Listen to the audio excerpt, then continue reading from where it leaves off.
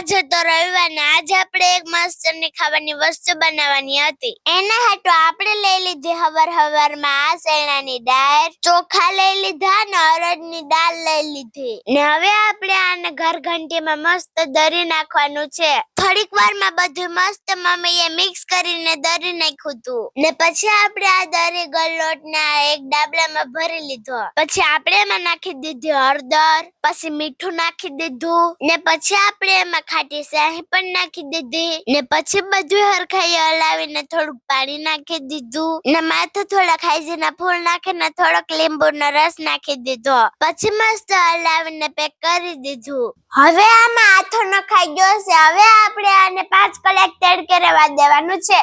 લગભગ 5 કલાક પછી આપણે આથો નાખ્યો તો ઈ દાબલો લઈ લીધો. મસ્ત આથો આવી ગયો તો ઓ ભાઈ. હવે તો તમને ખબર પડી જ ગઈ હશે કે આજ આપણે શું બનાવવાના છીએ. પછી આપણે એક ટોપલીમાં આથો કાઢીને એમાં થોડોક મેરીનો ભૂકો નાખી દીધો, ને પછી લસણ, મરચા, ધાણાની ચટણી પણ નાખી દીધી. હરખું મિક્સ કરીને પછી થોડુંક તેલ પણ નાખી દીધું, ને પછી બધું હરખાઈથી મિક્સ કરી નાખ્યું. પછી ઢોકળિયામાં બધી વાટકી ભરીને મૂકી દીધી. માથે થોડીક ચટણી પણ નાખી દીધી છે, થોડાક તેલ પણ નાખી દીધા હતા, ને પછી બધું મસ્ત ગોઠવીને ચૂલા ઉપર ચડાઈ દીધું. થોડીક વાર રહીને આપણે આપણું ઢોકળિયું ઉતારી લીધું તું. ખોલું ત્યાં મસ્ત આપણા ખાટિયા ઢોકળા બનીને તૈયાર થઈ ગયા હો ભાઈ. એક નંબર ખાટિયા ઢોકળા બન્યા હતા હો આપણા. ચટણી ભેગા ટેસ્ટ કર્યા હતા ને ત્યાં તો ભાઈ એક નંબર લાગતા હતા હો, કોઈ ન ઘટે. તમને અમારા આ ખાટિયા ઢોકળા કેવા લાગ્યા કમેન્ટ કરીને કહી જવો.